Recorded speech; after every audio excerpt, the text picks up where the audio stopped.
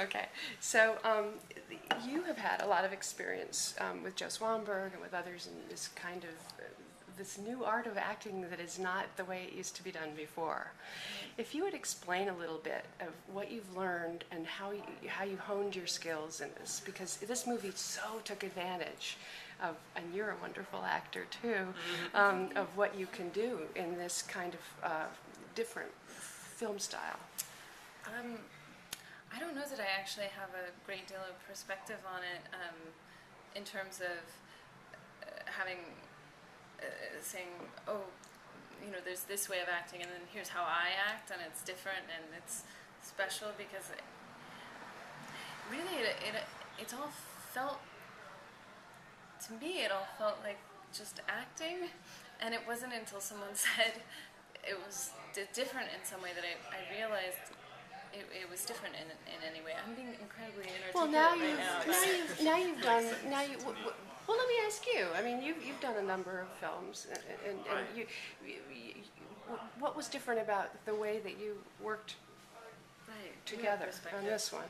I think there was just an enormous amount of play and a kind of freedom to sort of do whatever, really, I think.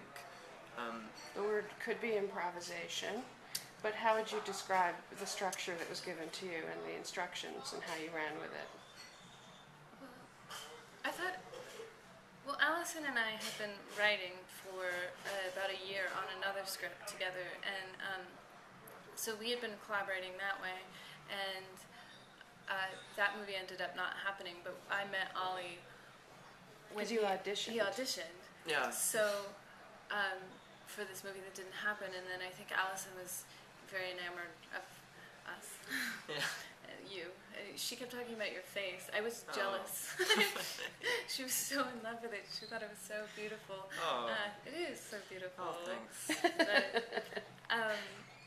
But I think when we improvised then, like at this audition, like we read through some of the script, Right. and then she was like, "Oh, maybe you should just do an improvisation." And we sort of did that, and I think she really liked the way we were kind of like together. Worked together, and then. But So I think that element happened in the film, but we every night we would try and work through the scenes the next day and really try and be precise. I think it shows in the film Alison's precision in that way. She didn't well, the first thing she did when she sent the script, which was I think 40 pages of a mix of dialogue and scenes in this story that was strung together about these two characters. I think the first thing I said to her when we talked on the phone is, I'd really like to see if we can make this as silent as possible. I was really interested in making something, telling a story without a lot of words, which is why she was talking about Buster Keaton last night, and I think that was a good reference point of just minimalism of words, which it obviously isn't a completely silent film.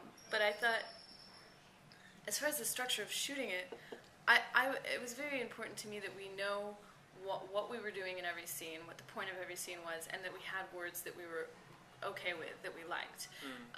Because I didn't want to go in there and not know what we were going to say and just say, oh, well, we'll just figure it out on the day. No, it doesn't read like that at all.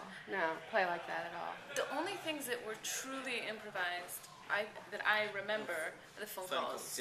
Like the phone calls I make to the husband, which I was very specific about what the point of each of them, the differences between each of them before doing it. But those were truly, I feel like you can only really be embarrassed in anger if it doesn't have a cap of language that you can run. You ran with it. You totally ran with it, and you were hilarious. Oh, by the way. I was screaming all over Rehoboth. You came up with some good language too. Thanks. I wouldn't want to get in a fight. No. But I think it's so amusing when people lose what they're saying when they're angry. They can't. They start off with a point and then they lose. And I mean, I'm sure Meryl Streep could do it, but I actually have to lose my language. I actually have to. I thought it would be good to actually see the Did losing. You improvise the scene where? Sorry. Go ahead, please. Where you're pretending to be your husband. Was that all improvised as well? I hadn't seen that scene until last night. That's one of the strangest things in the movie. I, Let's explain. Let's Yeah. explain the movie. Let's hear it. Yeah. Come on. So It's you're amazing. It's one of You're my favorite channeling your bits. own husband, the one who's been Yeah. So unfaithful to you, I and didn't you're know that hanging would out happen. with what you. Your character is sort of homeless but has money. A little Yeah. confusing there. Yeah. Yeah. It's sort of I like to think of the film as more like magical realism in a Yeah. way that it has its own rules of the universe that it's in, and it's emotionally Honest. honest, and it's yeah. emotionally it has a through line that's logical, but that some of the realities of the world are a little. But they're also in their fantasy world. They're sort of playing out Right. all these roles. So in that case, she's acting like you're her toy, and she's sort Yeah. of Right. dressing you up like a girl, and you're Yeah. supposed to play her. Yeah. And then you go even farther and call the woman you had the affair with acting as if you were him. I I think love that scene. I think I didn't.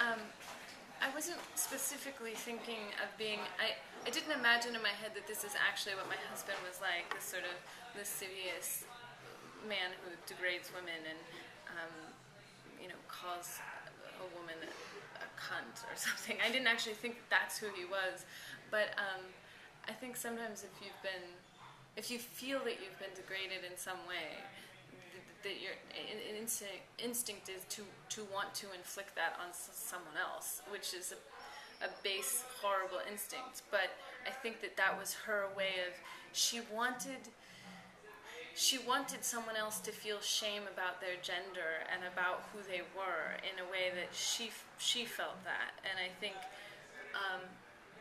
making him dress as a girl, and it's so degrading, and then sort of forcing herself on him, and then making this very strange phone call. There was a lovely, as a lot of scenes of silent interplay between the two of you, where your feelings become very clear. And it was interesting when you were playing different roles, you were able to suddenly kiss him, Yeah. as an older man might be able to do a younger woman. I know. And yet in this context, there was a slight taboo because of your age difference. Yeah, I know. Same. Harold and Last Maude. night, someone was like, "It reminded me of Harold and Maude," and I'm like, "Am I that old? Am I so old that we need to compare it to Harold?" It's and so Maude?" interesting But how programmed we are. But it's Yeah. actually, I mean, not to make you feel weird, but like Ollie's beautiful. He's a beautiful, he's 20. He was 19 when we made it. 18, Yeah. 19, and if there was a 26-year-old man who was interested in a 19-year-old beautiful girl, No sweat. no sweat, you wouldn't even think about it. But there's something about, the reverse that I think is people keep noting, and I like that. I Yeah. think that's neat. But he's so beautiful in it. No, you are. And I like the silence. I mean, because when we made it, because we lived together and it was this intense experience, I felt like I had trouble seeing anything outside of my character's perspective, which was just such anger and rage and hurt. But then when I got to see it last night, and I got to really watch Ollie, it was so wonderful. It was so love-filled and beautiful. I just had I had a real emotional reaction to our relationship on screen. It was like